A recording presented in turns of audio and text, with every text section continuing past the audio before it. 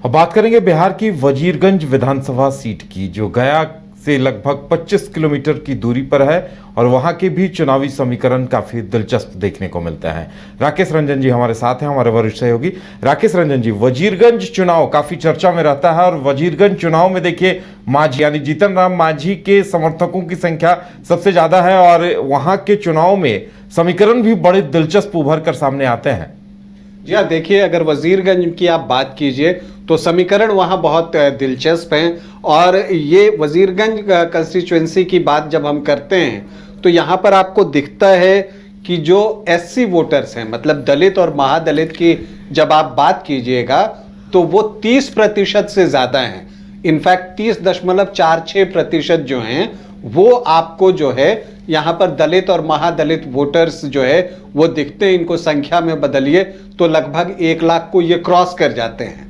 तो एक बड़ी संख्या है, ये जिस तरफ जाते हैं उस पार्टी के लिए जीत लेकर आते हैं। और जब आप वजीरगंज की बात करते हैं तो यहाँ पर भी 2010 में ही वजीरगंज जो है एक विधानसभा बना। वजीरगंज इससे पहले जो है गया मुफस्सिल के नाम से विधानसभा क्षेत्र हुआ करता था, उसके अंतर्गत वजीरगंज आता था। लेकिन अब वजीरगंज एक अलग विधानसभा बन गया। ये 2010 में जो नया परिसीमन हुआ उसके तहत यहाँ पर जो है चुनाव हुआ था। लेकिन जब ये गया मुफस्सिल में था ना, तो जो वजीरगंज के 10 पंचायत थे वो अतरी विधानसभा में चले जाते थे। लेकिन जब अब की वजीरगंज एक अलग विधानसभा बन गया, पूरा जो वजीरगंज प्रखंड है वो अब वजीरगंज प्रखंड विधानसभा के अंतर्गत ही आता है। इसमें जो है गया नगर निगम के वार्ड नंबर 32 से 37 तक वो भी इसी विधानसभा क्षेत्र का हिस्सा है। और इसके अलावा मानपुर जो है वो इस विधानसभा का हिस्सा है। देखिए वजीरगंज को अगर आप ऐसे देखिए तो जो वजीरगंज का कुर्की हार है वहां पर बौद्धकालीन अवशेषों का भंडार है। यहाँ पर थोड़ी भी खुदाई हो ना तो मूर्तियां मिलने लगती हैं। गांव के बीच में एक मंदिर है और वहां पर महात्मा बुद्ध के करीब 2 दर्जन आदमकद मूर्तियां जो है स्थापित हैं। यहाँ पर सनातन संस्कृति से जुड़ी भी मूर्तियां मिलती हैं। आज भी जो बौद्ध साधु होते हैं वो ध्यान और साधना के लिए यहाँ पर आते हैं और यहाँ पर अभी खुदाई की जानी है। यहाँ पर ये क्षेत्र की मांग भी रही है और इसको एक पर्यटन स्थल के रूप में और भी बेहतर तरीके से डेवलप किया जा सकता है। प्राकृतिक रूप से बहुत सुंदर है। और जो अगर आप इसकी बात करते हैं तो इस नगर निगम क्षेत्र का जो पटवा टोली है उसको बिहार का मैनचेस्टर जो है वो कहते हैं। यहाँ पर जो पावरलूम के कपड़े बनाए जाते हैं वो देश विदेश में भेजे जाते हैं। खैर वजीरगंज जैसा मैंने आपको कहा कि 2010 में अस्तित्व में आया। और जब आप वजीरगंज की बात करते हैं तो देखिए यहाँ पर जब हम परिणाम देखते हैं तो दिखता है कि यहाँ पर राजपूत विधायक जो है वो ज्यादा बन रहे हैं। खास करके जब आप 2010 से देखें तो सभी राजपूत विधायक ही बने हैं। 3 बार यहाँ पर चुनाव हुआ है, 2010, 2015 और 2020 में, जिसमें से 2 बार यहां से बीजेपी जीतने में सफल रही है और 1 बार जो है यहां पर कांग्रेस को सफलता मिली है। कांग्रेस के अवधेश कुमार सिंह यहां से चुनाव जीते थे 2015 में, जब जेडीयू, आरजेडी और कांग्रेस का गठबंधन था। उस वक्त अवधेश कुमार सिंह यहां से चुनाव जीते। हालांकि अवधेश कुमार सिंह जब गया मुफस्सिल विधानसभा था उस वक्त भी कई बार वहां से चुनाव जीतते रहे हैं। लेकिन जब 2020 में यहां पर चुनाव हुआ तो जो कांग्रेस के प्रत्याशी अवधेश कुमार सिंह थे, उनके बेटे डॉक्टर शशि शेखर सिंह को जो है वो वजीरगंज से उतारा गया। तो एक बदलाव यहां पर दिखा और इस बदलाव को आप एक नेक्स्ट जनरेशन के तौर पर देख सकते हैं। जनरेशन नेक्स्ट के तौर पर डॉक्टर शशि शेखर सिंह यहां पर चुनावी मैदान में उतरते हैं। तो सिटिंग सीट थी वो यहां से अवधेश सिंह की, लेकिन 2020 में जो है बीजेपी एक बार फिर से यहां चुनाव जीतने में सफल रहती है। वीरेंद्र सिंह जो है वो जीत हासिल करते हैं। लेकिन जब हम आंकड़ों को देखते हैं, 2010 से देखने की कोशिश करते हैं, तो जो पहला चुनाव हुआ वजीरगंज का 2010 में, तब बीजेपी से प्रत्याशी वीरेंद्र सिंह ही थे। इनफैक्ट बीजेपी के लिए तीनों ही चुनाव में जो प्रत्याशी रहे हैं वो वीरेंद्र सिंह ही रहे हैं। और तब वीरेंद्र सिंह ने जो है वो अवधेश कुमार सिंह को 17,766 वोटों से पराजित किया था। फिर 2015 आता है जब महागठबंधन को जीत मिलती है और तब अवधेश कुमार सिंह ने जो है एक बड़ी जीत हासिल की यहां पर बीजेपी के खिलाफ और लगभग 13-14 हजार वोटों की और 47.36% वोट लेकर अवधेश कुमार सिंह यहां पर आए थे। उनको 80,107 वोट मिले जबकि बीजेपी के वीरेंद्र सिंह को 67,348 वोट मिले। जब 47.36% अवधेश सिंह के पास कांग्रेस प्रत्याशी और बीजेपी प्रत्याशी के पास 39.82, मतलब अगर आप देखें तो लगभग 7-8% का जो है वो हार जीत का मार्जिन रहा। लेकिन फिर 2020 में चीजें बदलती हैं। जेडीयू जो कि 2015 में महागठबंधन के तहत आरजेडी के साथ था, जेडीयू की वापसी होती है बीजेपी गठबंधन के साथ और फिर जब यहां चुनाव लड़ते हैं तो वीरेंद्र सिंह जिनको कि पिछली बार हार का सामना करना पड़ा था, इस बार बड़ी जीत दर्ज करते हैं 22,430 वोटों की। तो एक बड़ी जीत थी। हालांकि मत प्रतिशत की बात करें तो वो लगभग 0.5% की ही बढ़ोतरी हुई थी, लेकिन जो शशि शेखर सिंह कांग्रेस प्रत्याशी यहां पर खड़े हुए थे उनका मत प्रतिशत बहुत गिर गया। जो 47% 2015 में जो है कांग्रेस को आया था वो वोट परसेंट गिरकर लगभग 27.5% आ गया। तो 19.5% की गिरावट वोट में आई और यही वजह है कि बीजेपी की जीत जो है वो बड़ी हुई। यहां पर शीतल प्रसाद यादव भी चुनावी मैदान में उतरे, चूंकि यादव वोटर्स की संख्या भी यहां ज्यादा है, वो निर्दलीय चुनाव लड़े और 14,173 वोट लाने में कामयाब हुए। 8% से ज्यादा उनको वोट आए। और इसके अलावा आप देखें तो चितरंजन कुमार जो हैं, जो कि भूमिहार जाति से आते हैं, उनको भी मैदान में उतारा था और वो 11,162 वोट लेकर आए। लगभग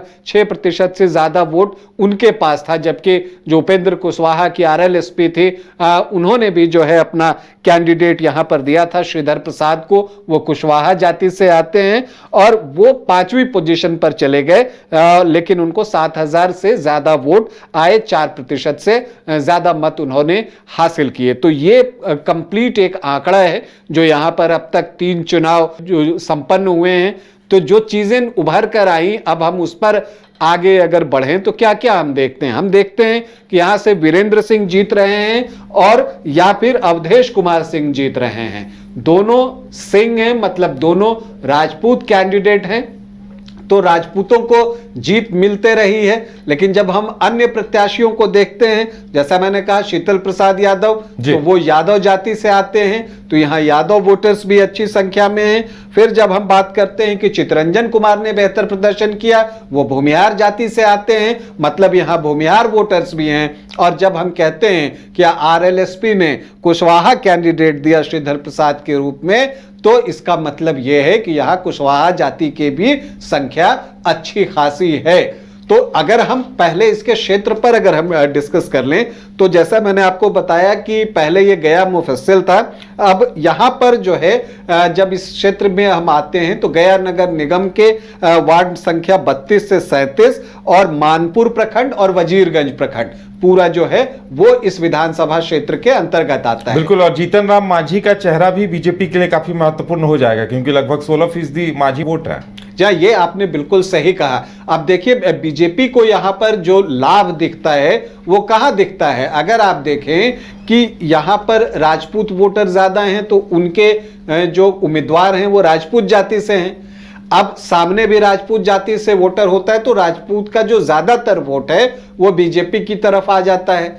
नीतीश कुमार के आ जाने से जो कुशवाहा वोटर्स हैं और जो अति पिछड़ी जातियां हैं और जो महादलित हैं, उनके वोट भी जो है वो बीजेपी के तरफ आ जाता है। अब तो चिराग पासवान भी रहेंगे, तो जो पासवान वोटर्स हैं वो भी आएंगे। और चूंकि जैसा आपने बताया कि लगभग जीतन राम मांझी जी की जाति के लगभग यहां पर 15% वोट हैं। और यहां पर अगर आप देखें तो जीतन राम मांझी इस क्षेत्र में प्रभावी हैं। हो सकता है वो खुद इस सीट की डिमांड करें कि गठबंधन में ये सीट मुझे दे दीजिए, लेकिन चूंकि ये बीजेपी की सिटिंग सीट है तो हो सकता है कि बीजेपी इस सीट पर तो बात न करे, लेकिन बगल में अतरी सीट है वहां पर बातें जो है आगे बढ़ सकती हैं जीतन राम मांझी के लिए।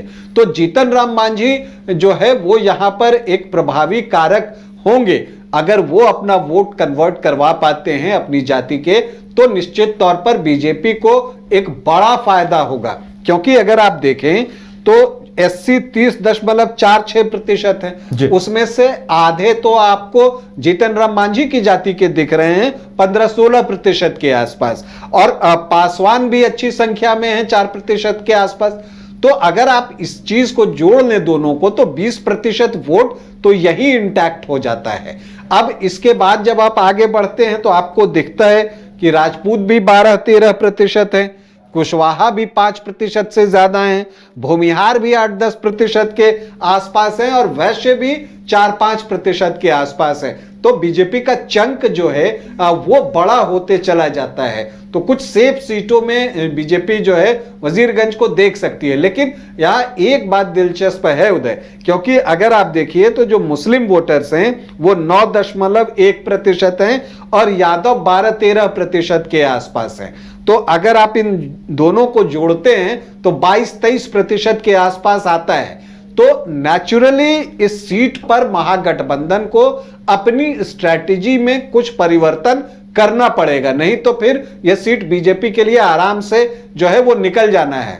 क्योंकि वोट कटेगा कितना, भूमिहार के ज्यादा वोट जो हैं तो वो अगर 1-2 निर्दलीय खड़े होते हैं तो कुछ उनकी तरफ, बाकी तो सारा का सारा बीजेपी की तरफ। राजपूत कैंडिडेट ही है बीजेपी के तो राजपूत का सारा वोट उनकी तरफ, वैश्य वोटर्स जो हैं वो उनकी तरफ। तो ये फायदा बीजेपी को है। तो यहां पर अब महागठबंधन को अपनी स्ट्रैटेजी बदलनी होगी कि वो क्या करता है। क्या किसी दूसरी जाति के उम्मीदवार को लेकर आते हैं, क्योंकि पिछली बार उनके पास भी राजपूत जाति से ही उम्मीदवार थे। तो क्या वो दूसरी तरफ देखते हैं, क्या वो ये देखते हैं कि हम भूमिहार से जो है वो अपना कैंडिडेट निकाल कर लेकर आए, या वो एक प्रयोग कर सकते हैं। और वो प्रयोग ये हो सकता है कि चूंकि यहां पर दलित वोटर्स 30% से ज्यादा हैं, भले ही ये सामान्य सीट है, तो क्यों नहीं किसी दलित उम्मीदवार को खड़ा कर दिया जाए, वो एक बड़ा मार्जिन हो जाएगा। मुस्लिम वोटर्स ऑलरेडी उनकी तरफ रहेगा और यादव वोटर्स उनके हैं, तो ऐसी परिस्थिति में उनका चंक भी बड़ा हो सकता है। लेकिन वही बात है कि यहां पर एक जीतन राम मांझी का भी असर होगा और महादलित वोटर्स पर नीतीश कुमार का भी जो है वो एक अच्छा प्रभाव हमेशा से रहा है और महादलित उनको वोट करते रहे हैं। तो इसका फायदा जो है एनडीए गठबंधन को मिल सकता है। तो अब देखना, ये भी एक बात हो सकती है उदय जो दिमाग में आती है, चूंकि यहां पर आप देखते हैं कि एससी वोटर्स ज्यादा हैं, तो क्या ऐसा हो सकता है कि ये सीट कांग्रेस को न देकर ये भाकपा माले को दे दिया जाए ये सीट, क्योंकि वो इस सीट पर चुनाव लड़े। क्या ऐसा हो सकता है कि भाकपा माले यहां पर कांग्रेस से ज्यादा प्रभावी हो? और अगर ऐसा होता है तो क्या कांग्रेस मान जाएगी, क्योंकि ट्रेडिशनली वो यहां से चुनाव लड़ती रही है। अवधेश सिंह 2015 में तो जीते ही, उससे पहले कई बार यहां से विधायक रह चुके हैं जब ये गया मुफस्सिल के नाम से विधानसभा था। तो क्या इतनी आसानी से कांग्रेस ये सीट छोड़ देगी? क्या माले यहां से अपना उम्मीदवार देगा? आरजेडी की क्या भूमिका होगी?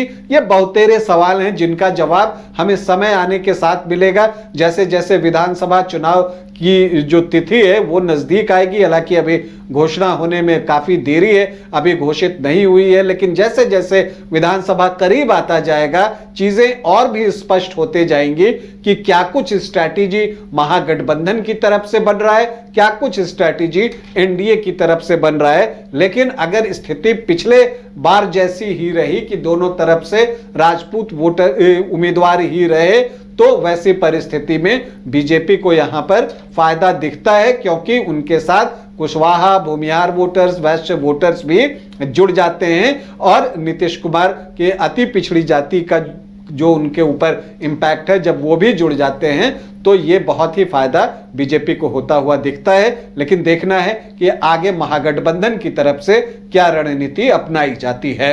चलिए, इंतजार इस बात का रहेगा कि समीकरण क्या कुछ निकल कर आते हैं, लेकिन वजीरगंज में एक दिलचस्प मुकाबला इस बार भी देखने को मिलेगा। फिलहाल इतना ही, हमें दीजिए इजाजत और आप